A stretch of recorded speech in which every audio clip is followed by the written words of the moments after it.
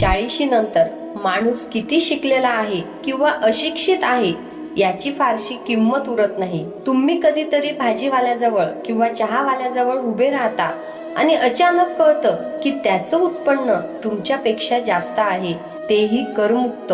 तेव्हा आयुष्य खूप मोठा धक्का देतं।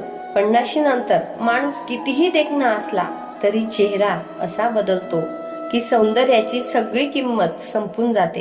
या वयानंतर सुंदर दिसणं नाही तर निरोगी राहणं जास्त महत्वाचं असतं। 60 नंतर तुम्ही कितीही मोठे अधिकारी असा, कधी तुमच्या एका सहीने संपूर्ण शहर चालत असेल, आज मात्र तेच गार्ड किंवा शिपाई सलाम करत नाहीत। 70 नंतर तुमचं घर मोठं आहे की लहान यालाही काही अर्थ उरत नाही, कारण गुडघ्यात दुखायला लागलं की मोठं घर जास्त त्रासदायक होतं। एका खोलीतून दुसऱ्या खोलीत जाणंही ओझं वाटायचं